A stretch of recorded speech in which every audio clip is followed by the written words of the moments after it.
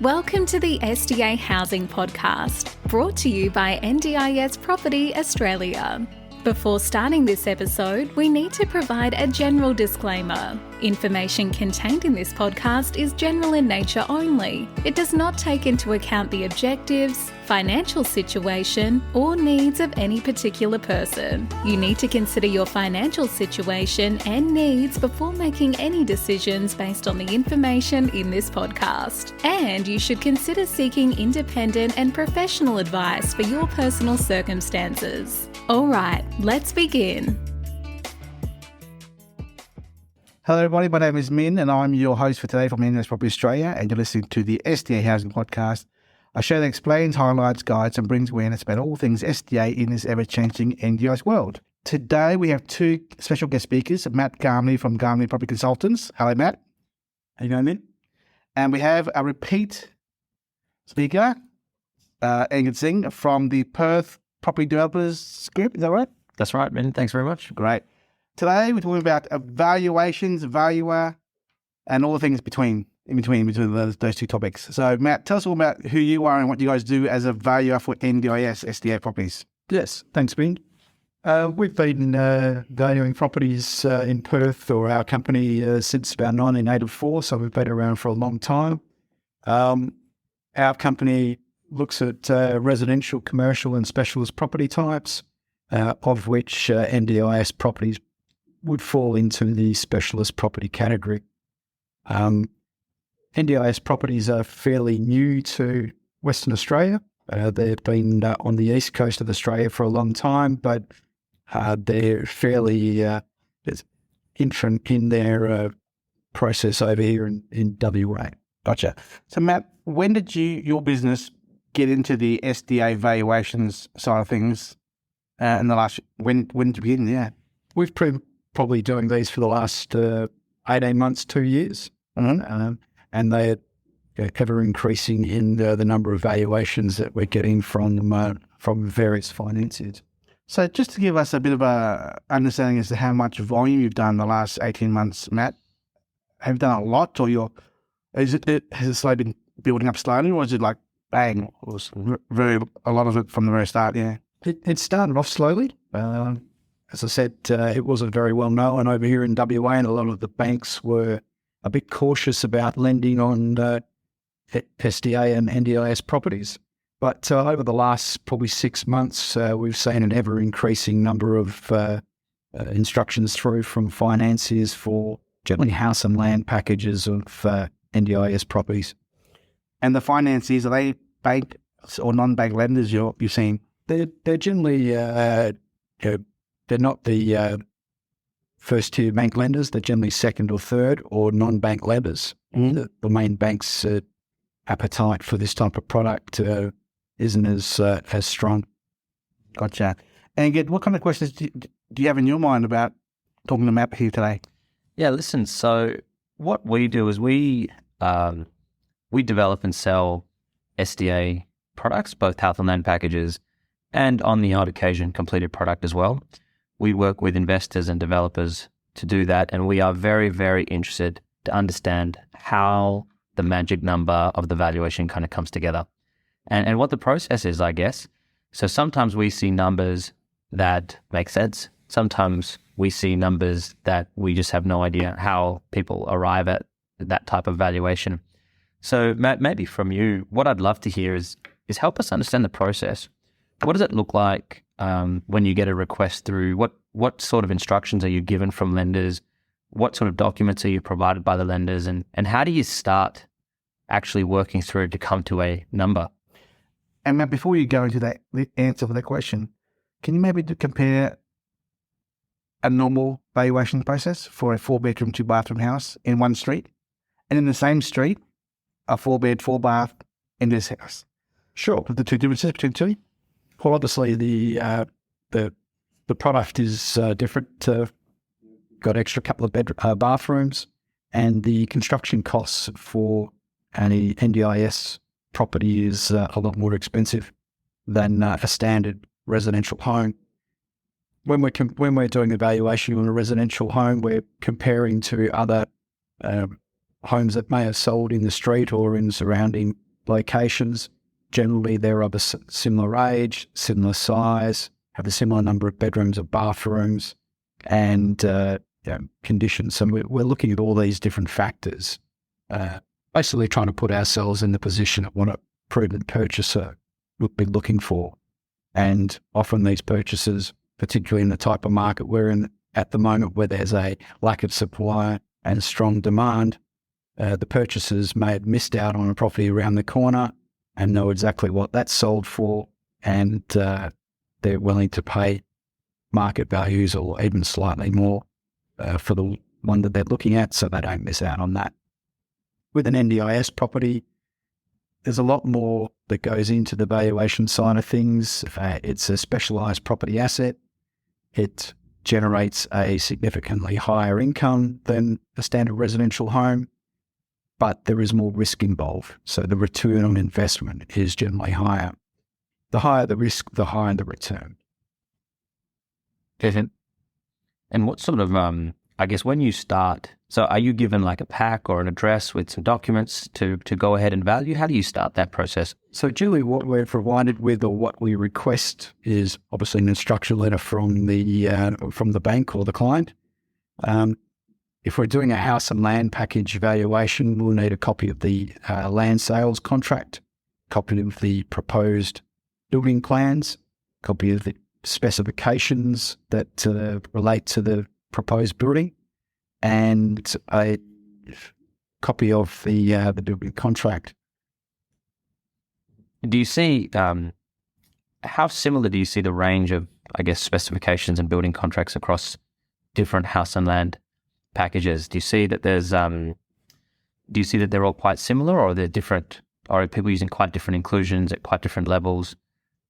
A lot of the valuations we've done have been for the high physical support type property. So the level of finish and specifications are relatively similar. There are some differences, and there might be a difference in the quality of finish, or a difference in the layout of the house and the configuration, which I understand helps with the efficiency of living in an NDIS property.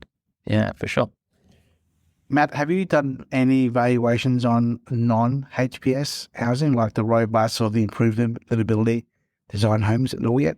I don't think we have. I think they have all been designed for a high physical support, which to me would be prudent because it gives you the opportunity to achieve a higher rental based on the NDIS contribution. True, but obviously with higher costs means higher risk and higher, well, it costs more to build the highest level of category, the design house for NDIS house, obviously, yeah. That's correct, but I think the layout of a high physical support compared to a lesser classification, it still have similar layouts in terms of the en-suites will be a bit larger, and so you're still providing more of a specialised property compared to a non-NDIS property. Of course, yeah, of course. Speaking of your experience so far, have you come across any unique, wonderfully designed, great finishes that stands out in your mind that you would give us a bit of feedback on what you liked to see? Look, some of the developers have been designing the properties so that they could be retrofitted back to more of a standard home in an instance where an NDIS property is no longer required in that location. So a lot of the banks are requesting, when we do the valuations, what's the value as an NDIS property, but what's also the alternative use value. So again, if NDIS isn't the highest and best use for the property at that time, what would someone pay for the property and potentially convert it back to more of a standard home? So we've had discussions with some of the builders that if they can design it in a way where they can easily convert it back to more of a conventional design, then that would potentially provide a better value long term. Are you talking adaptable design? Adaptable design, yes. So you might have one of the bedrooms that could be converted to a games room or a second living area, because in my experience, the NDIS design is more about the bedrooms and the en suites, and then generally there's a smaller kitchen and family meals area, which is probably not as desirable for a standard family home. Yeah. So tell us then, how do you come to a number for what the property is worth as an NDIS property? And what are the moving parts to that valuation? So one of the main factors is, people are buying these properties for their return. A standard residential house return in WA generally ranges between 3 or 4% of the rental income. With an NDIS property, because it is specialised and in terms of its construction, and also there's a narrower market, there's more risk involved. So the return is a lot higher. So we look at what is the rental potential for the property, and it might be based on a 2-participant plus an overnight carer, or a 3-participant plus an overnight carer. And depending on the number of participants will depend on what sort of rental income it can generate. So we work out, based on the design, what the potential rental will be, and then we deduct the costs of the house. So you've got the general rates, taxes, insurance, but then there's also gardening and some maintenance. And because it's a specialised property and the participants, there's a narrow market for that, we expect that there's a higher vacancy period. So we'd factor in a vacancy rate, and then the property management side of things is probably going to be a little bit higher than a standard residential home. And so we work back to what we call a net rental. So what money is in the owner's pocket at the end of the day, and then recapitalise that at a yield based on comparable sales evidence. In Western Australia at the moment, the returns for NDIS properties have been ranging between 9 and 10% of the net rental value. Well, and then we capitalise the net rent at that amount, and that comes up with what an investor would be able to achieve or afford to pay for the property based on that 9 to 10% return. So let's just recap that. So you'll take the gross yield of the property, which you'll establish, I guess, through the NDIS calculator, and you'll plug in the area data and whether it's got fire sprinklers and the property category. You'll come to a gross valuation, a gross rental valuation. You would then deduct property management and any other holding costs such as rates, taxes, maintenance, compliance costs. And then at the end of that, you would compare that net rent with other properties that you have seen transact. And where it seems to fall is that investors are purchasing these at about a 9 to 10% net yield. Have I summarised that correctly? Net rental. Yes. Net rental, yeah. So that's what the market is showing at the moment, based on the evidence that we've collated over the last 12 to 18 months. Yeah, sure. And when you do an alternative use valuation, how does that methodology differ from what you've described? So what we would look at there is probably more along the lines of, if someone was to build a conventional 4-bedroom, 2-bathroom home, let's say next door, the land value should be similar, given if it's a similar land size, and then what it would cost to build a conventional 4-bedroom home. So that's one way to look at it. So land plus your building cost. Mm-hmm. And then the other way is to compare other modern 4-bedroom, 2-bathroom homes in the surrounding locality. So that's a direct comparison approach. Sure. Quite often those amounts will be less than the NDIS and SDA value because they're not getting the same rental return. Yeah, we're seeing, and this is what I'd like to, I guess, hear your feedback on. So with the summation method that you've described, where you'll take the build cost plus the land value, that'll give you a number, or you'll compare it to other properties that are already built and finished, say 3x2s or 4x2s in the location. How much daylight are you seeing between the SDA valuation and the alternative best use valuation? Just looking at, thinking back to a couple that we valued recently, the NDIS value for a 2 or 3 high physical support participant might have been in the order of $850,000, and the alternative use value came in around about the $650,000. Yeah, wow. So there's about a $200,000 difference. Yeah, from that particular. So just to summarise, you get a contract for $900,000, for example, $900,000 round number. You value it at $850,000, next number, and then the alternative use valuation is $650,000, as you say. There's 3 numbers in front of it. That gets sent to the financier, $900,000, $850,000, $650,000. What happens from that moment onwards with the bank's valuation finalisation? What happens then? How do they pick what number to use? Well, that's probably more of a question for one of the financiers. Yeah. So would they say, well, we've received the valuation. We determine the valuation is this number. So that they will decide between that alternative use number and your valuation number as to what the bank assesses is the true valuation on this transaction. Does that have the next steps there? Look, my thoughts on that would be that depending on what the financier's loan-to-value ratios and serviceability and all that sort of thing will depend on, they might look at a lower loan-to-value ratio based on the NDIS value, and they might look at more of a conventional loan-to-value ratio for a residential property based on the alternative use value. So I think they would probably look at both, but as I said, that's probably more of a question. Yeah. So each lender, it sounds like, would have a policy around which valuation they use, and then they would have an LVR, servicing requirements, etc., that are attached to that particular valuation. So they may offer, for example, an 80% LVR on an alternative use valuation, or maybe a 60% LVR on an SDA valuation. And depending on the lender, they'll decide that internally, right? That's what my assumption. Yeah. I want to ask you both a question. This is from my experience over 2.5 years. When I started doing SDA 2.5 years ago, it was normal to see $200,000-$300,000 shortfall valuations, and clients were still proceeding.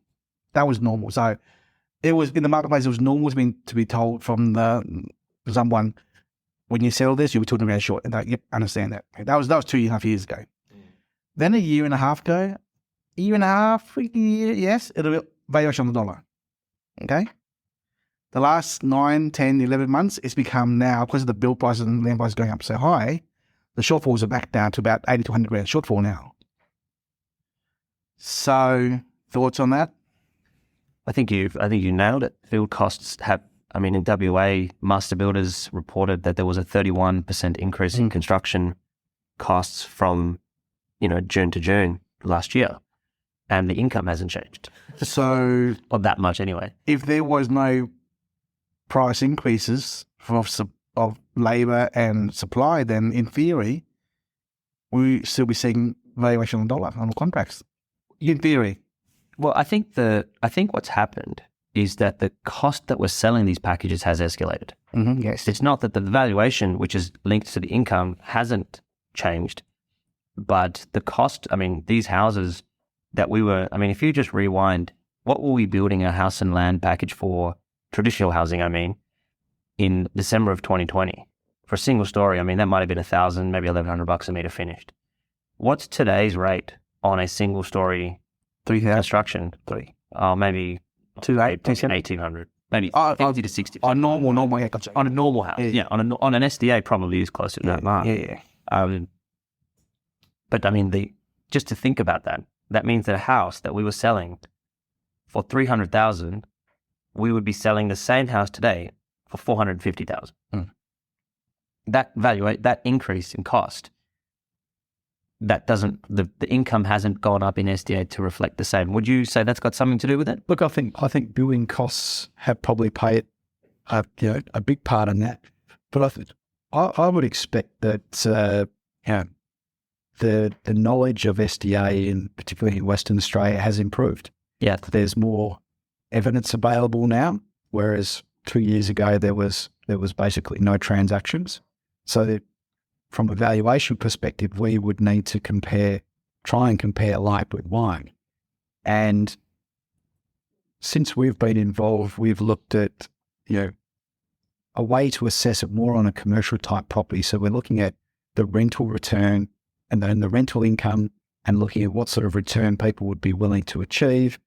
We've made comparisons to medical centres and other commercial properties that have a narrower market and they have a bit more risk because tenants are harder to get than a conventional residential home. So the 9 to 10% is probably a little bit above commercial property yields, but that also is probably reflective of the narrower market in terms of participants and also the specialised nature of the property. For sure.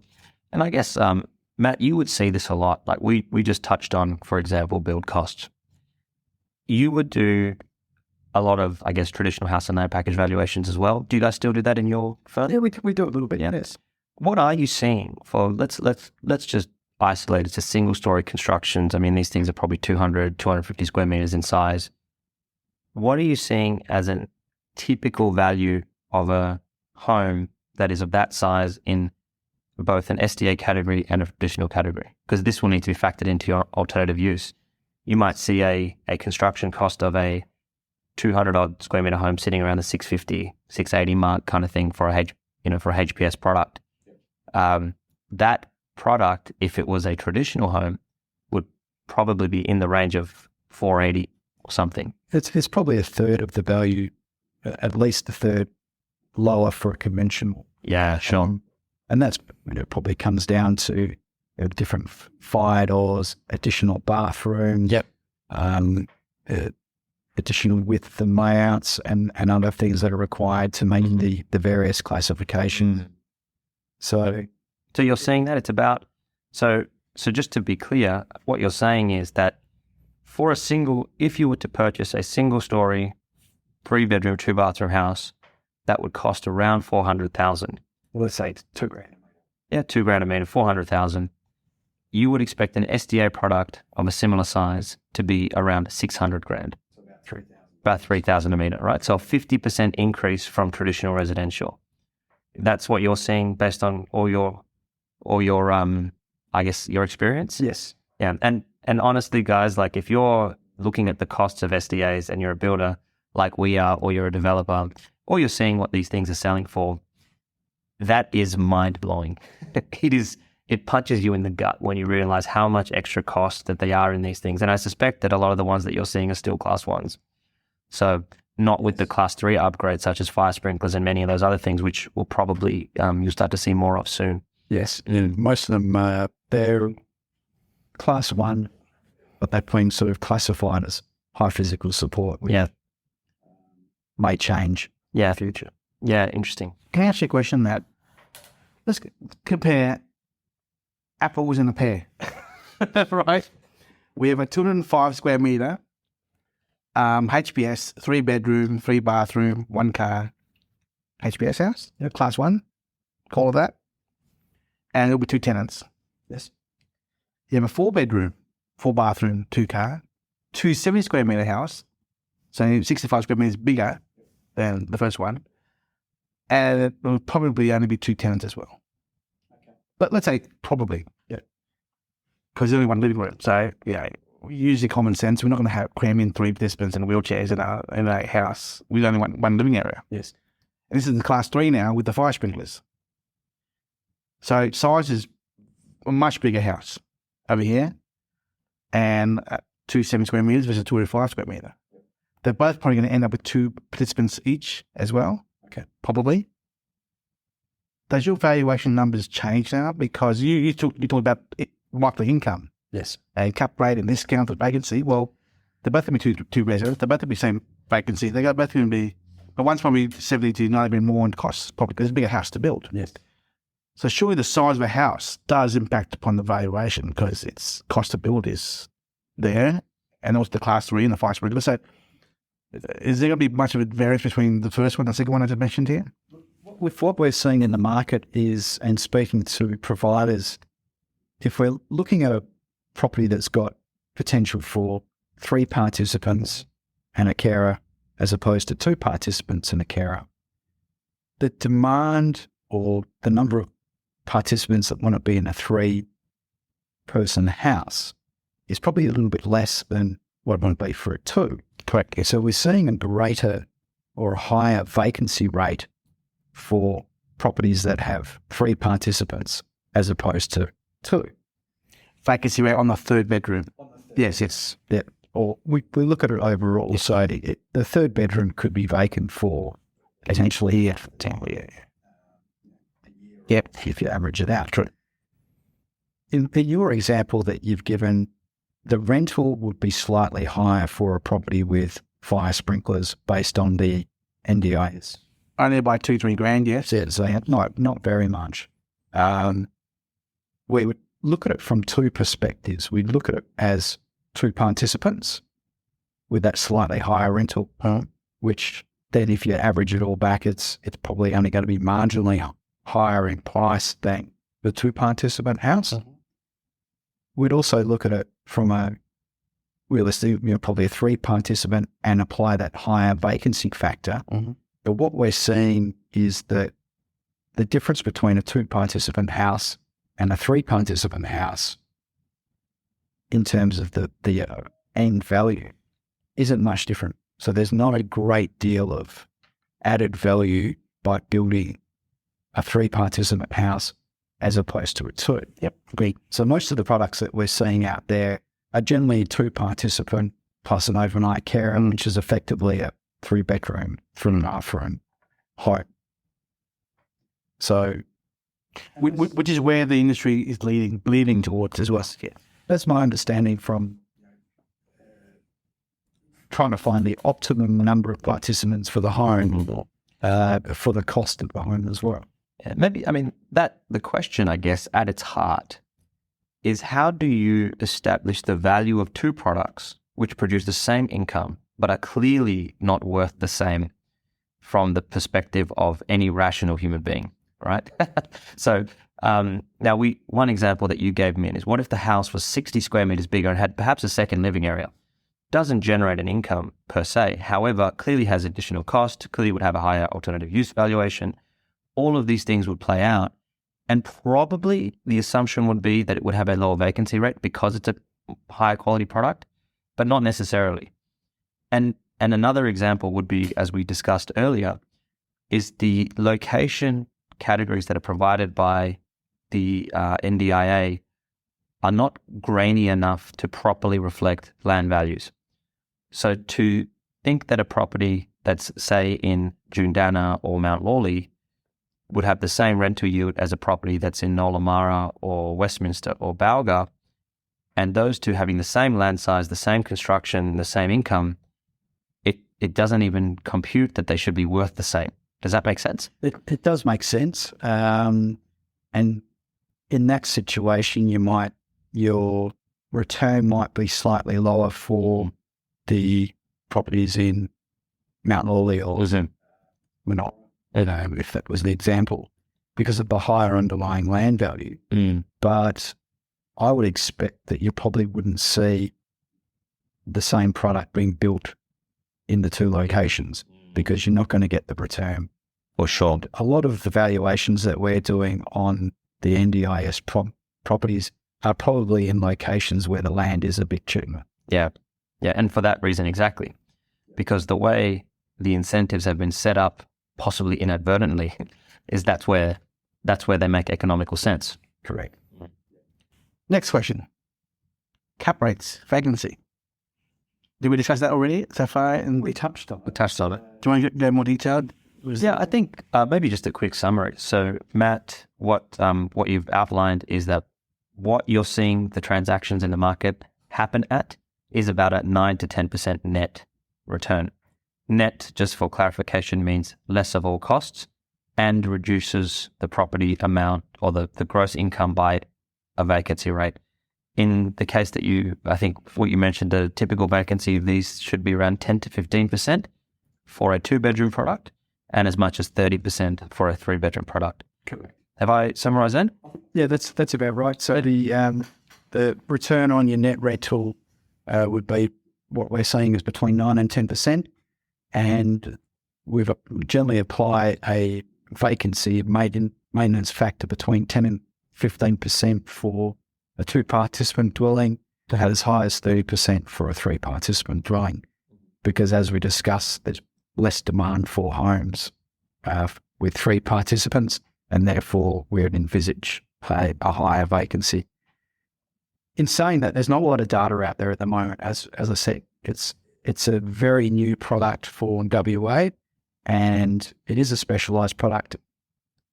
And the information on vacancies and rental incomes and even sales of NDIS properties isn't really recorded, even through Landgate recordings. We can't distinguish if the property is an NDIS or a conventional home. So the only way that we get our data is by talking to builders, providers, and people that are selling the product, and obviously the valuations that we do.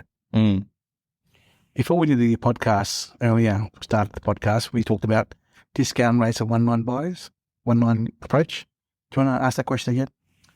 Yeah, sure. So if anyone who's interested in doing developments in this space, which I think is obviously a hot topic at the moment as well, valuing a development side or a property development, especially when there's 2 or 3 dwellings that will be constructed on one title, is quite different to valuing a product on completion. The question that I guess that we'll have you answer, Matt, is how do you, if I wanted to purchase a site and build 4 villas, SDA villas, how would you approach that, and what sort of residual value would you give to the land, and how would you value the end products, and how does that valuation look compared to a traditional development? Sure. So in all developments, the financiers generally want to know 3 things. They want to know the land value, they want to know the gross realisation of the values of the products once they're constructed, and quite often they want to know this in one line value. So basically, the in one line value is what a investor could afford to come in and pay for the product once construction is complete and they're ready for titles to be issued, to either keep the product for investment or to sell them off individually. So that's the sort of background to the in one line value.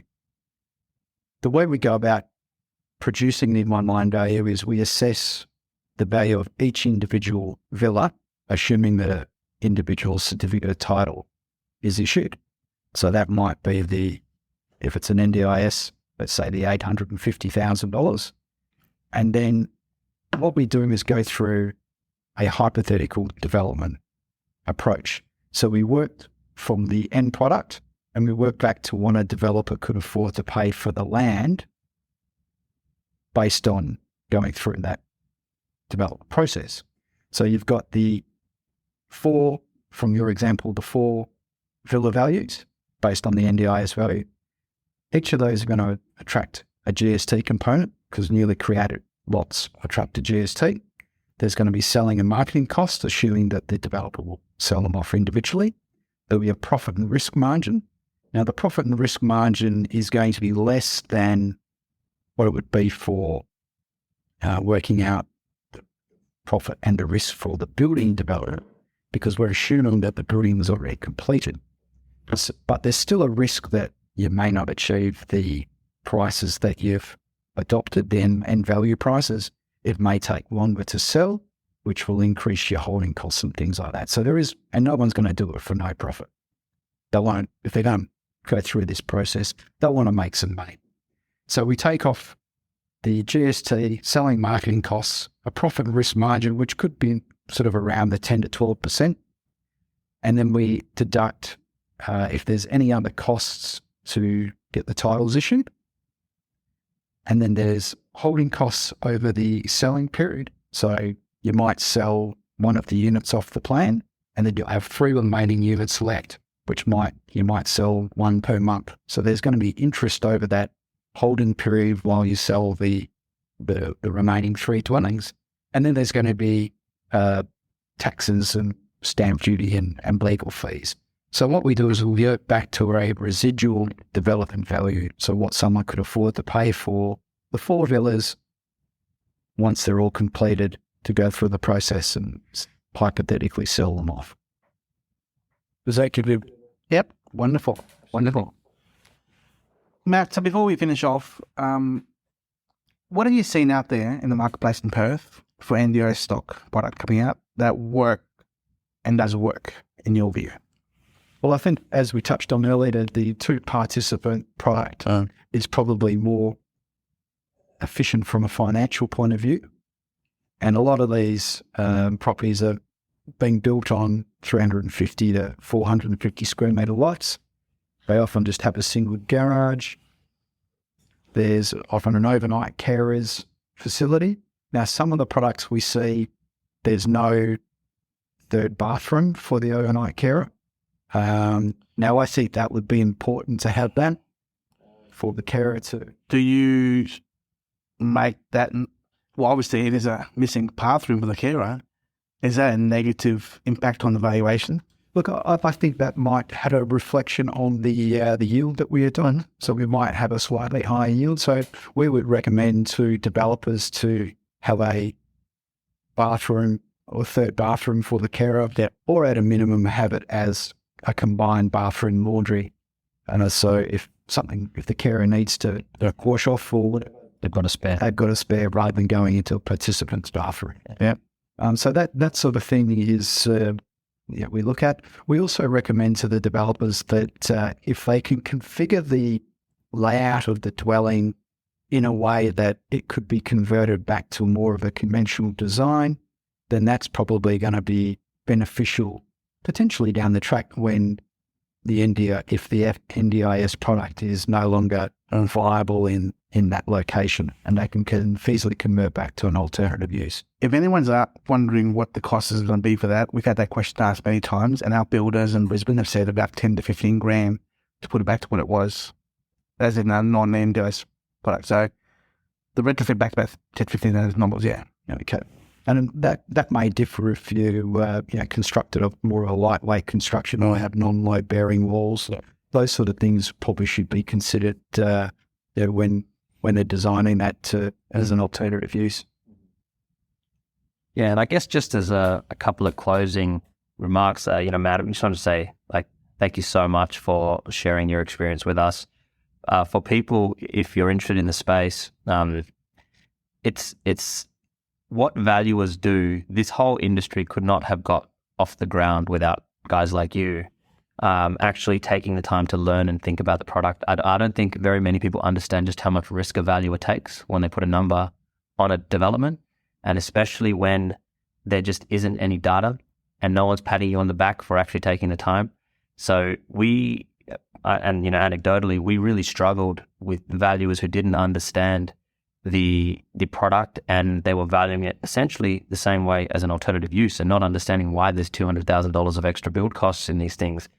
And the lack of valuation, understanding was a major barrier for us to get product into the ground, which obviously means that people who have the need and the disability funding, they don't have the place to live.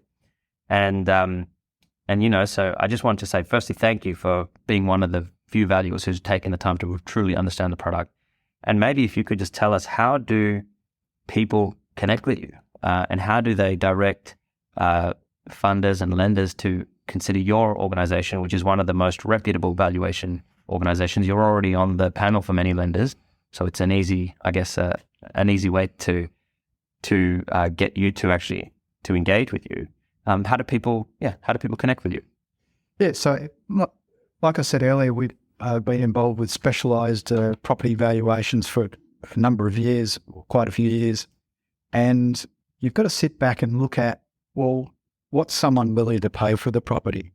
And if there is no evidence for this, you've got to say, well, if I was buying an alternative property with a similar amount of risk, what's the market paying for those? And as I think I touched on before, we looked at medical centres and childcare centres and look at what sort of returns they're achieving and other specialised property types, and apply that similar methodology to this approach. And then as we've had time over the last 12 to 18 months, we've now got some data which we can rely on to say, well, this is evidence of what the market's willing to pay. So it's getting easier for us as a valuer because we've got more justification of the value that we're adopting. But it was a little bit difficult in the earlier stages. So we've you can contact us on our website at garmony.com.au. But many of the lenders in the NDIS space quite often use us for their valuations. So I've got an affiliate company in over east called Civic NJD Australia, who we get a lot of the instructions through from them. So either Garmony Property Consultants or Civic MJD Australia. Matt, one last question. What is the worst valuation you've given for an SDA house? And look, I won't ask for the address or the location, just what's the worst number? What's the price, you reckon? What do you define worst valuation? Valuation shortfall. So what's the, how much does it short? What was the biggest shortfall you ever gave for an NDIS house? I don't think they've been that high. I think maybe £50,000 or something like that.